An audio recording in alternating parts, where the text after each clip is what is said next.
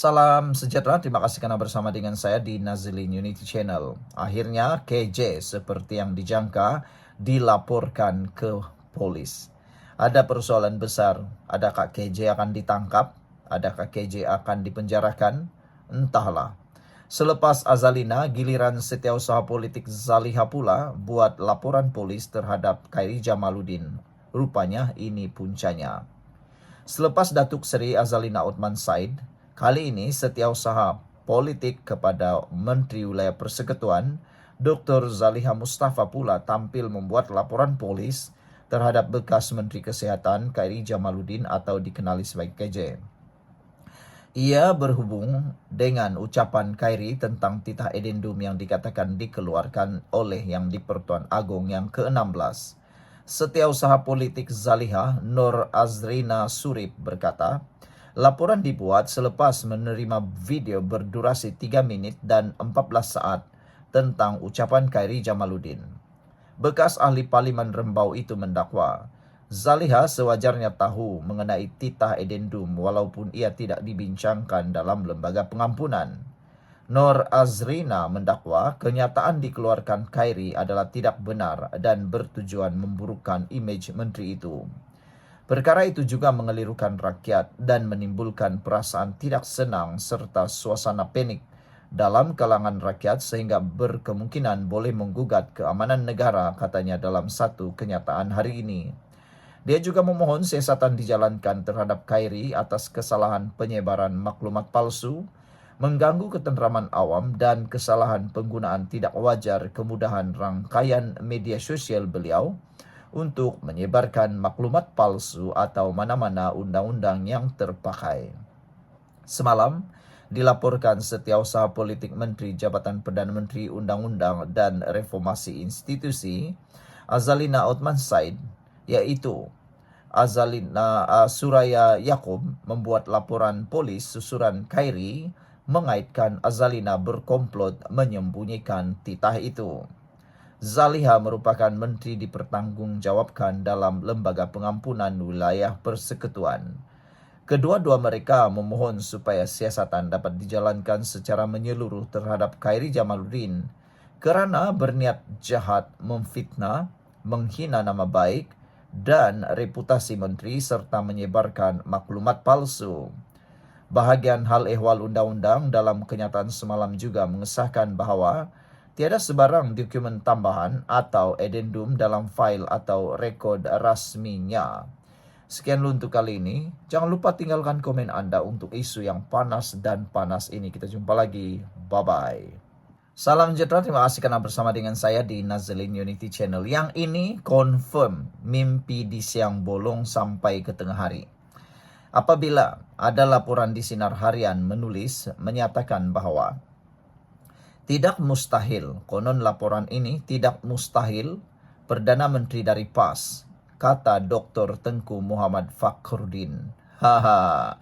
Oke, jadi sebelum kita teruskan ulasan dan laporan berita di Sinar Harian ini, saya nak tanya kepada anda dahululah, antara yang paling mustahil lah jadi Perdana Menteri di Malaysia ini dari parti mana?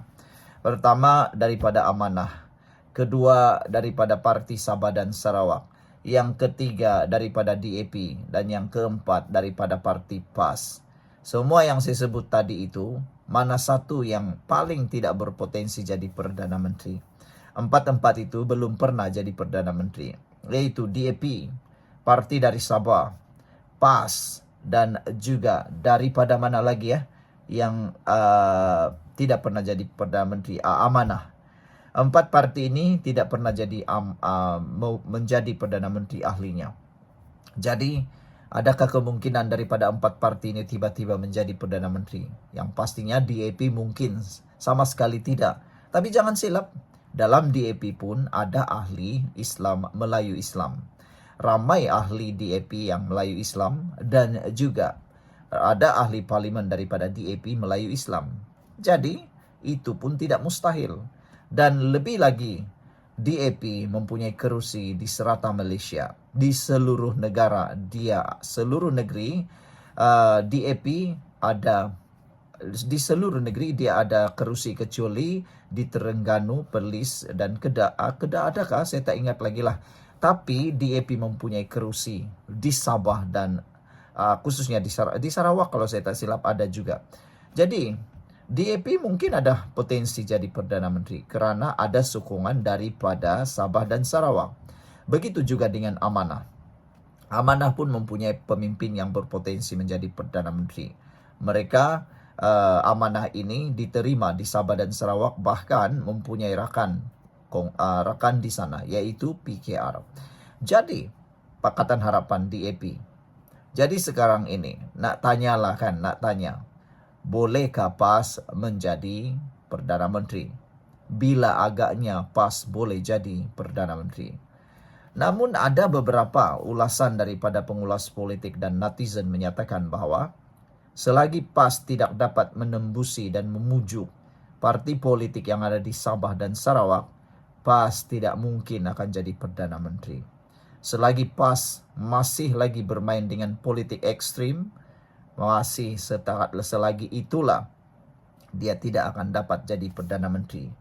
Tapi inilah pandangan daripada ahli PAS. Tidak mustahil Perdana Menteri daripada PAS katanya. Tapi ada netizen kata, entahlah, selagi tiada sokongan dari cukup kerusi, jangan mimpilah, kata mereka.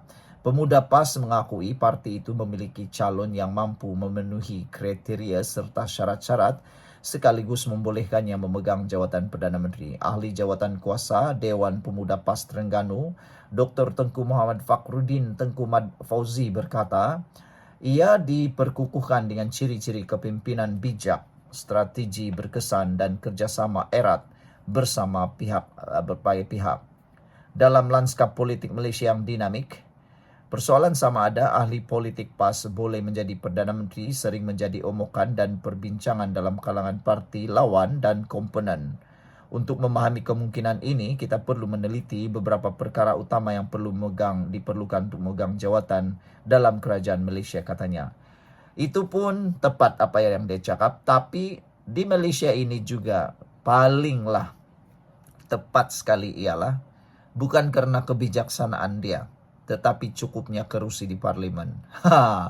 Banyak pemimpin di Malaysia ini bijak-bijak. Tapi bila tak cukup kerusi, dia tak boleh jadi Perdana Menteri. Paling senang cakap, Khairi Jamaluddin, Syed Saddiq Syed Abdul Rahman.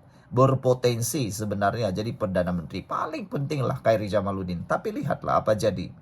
Dia dipecat, tidak punya kerusi lagi, bolehkah jadi Perdana Menteri? Tiada juga. Begitulah dengan parti PAS. Walaupun mereka mempunyai kandidat ahli yang bijaksana dari segi kepimpinan dan juga pengaruh, tetapi bila tak cukup kerusi, tak bolehlah jadi Perdana Menteri. Walaupun menurut Dr. Tengku Muhammad Fakhruddin ini, beliau kata 4 kriteria dipenuhi PAS, antaranya Melayu dan Islam, hubungan baik dengan istana, adil dan saksama serta kreatif mencari hasil untuk negara.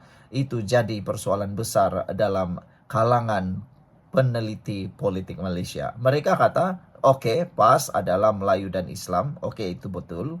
Hubungan baik dengan istana pun itu betul. Walaupun ada isu-isu tertentu juga pernah berlaku. Adil dan saksama, itu entahlah betulkah tidak, separuh betulkah tidak, andalah yang tulis sendiri. Tapi paling ditentang oleh para bukan penyokong PAS ialah katanya kreatif mencari hasil untuk negara. Yang ini kata mereka tak tepat sama sekali. Karena boleh dilihat di mana-mana negeri yang dipimpin oleh PAS, belum ada satu negeri pun yang mencapai negeri yang terlalu maju. Negeri maju. Banyak ketinggalan, terlalu ketinggalan jauh. Lihat saja Kelantan, kata netizen. Kenapa Kelantan ketinggalan jauh berbanding negeri-negeri lain?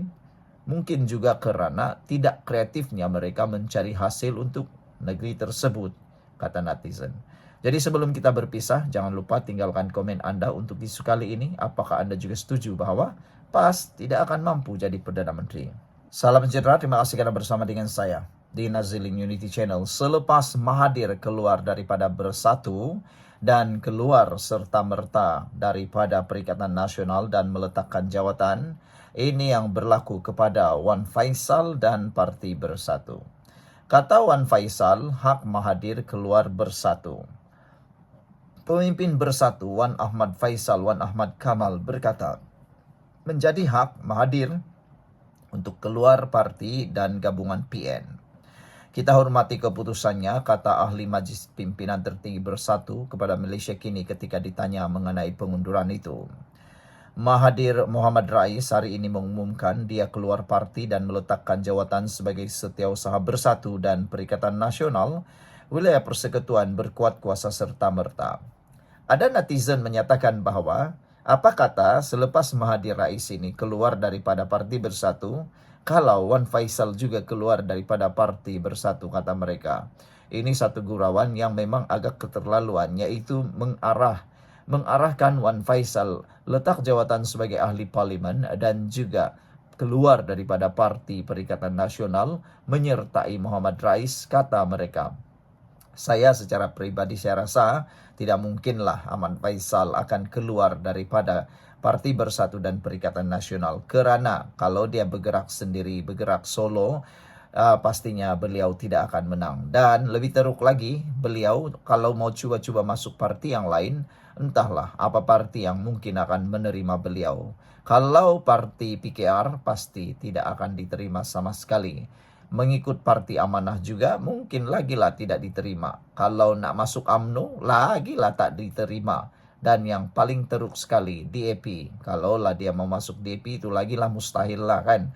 Oke, Wan Faisal juga menolak tanggapan lebih ramai ahli akan keluar parti kerana sentimen seolah-olah Bersatu dan PN menyokong bekas Perdana Menteri Najib Razak.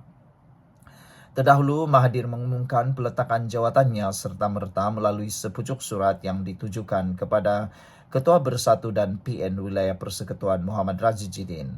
Mahathir tidak memberikan alasan bagi keputusannya, tetapi sebelum ini, dia pernah mengkritik tindakan PAS, rakan parti gabungan PN yang menyertai Himpunan Solidariti Najib. Dia menyifatkan penglibatan pembangkang itu sebagai mengecewakan dan berbau oportunisme politik. Sebelum ini, UMNO dan PAS telah bersetuju untuk bersama-sama hadir dalam Perhimpunan Solidariti bagi menyokong Najib pada 6 Januari di Mahkamah Rayuan Putrajaya.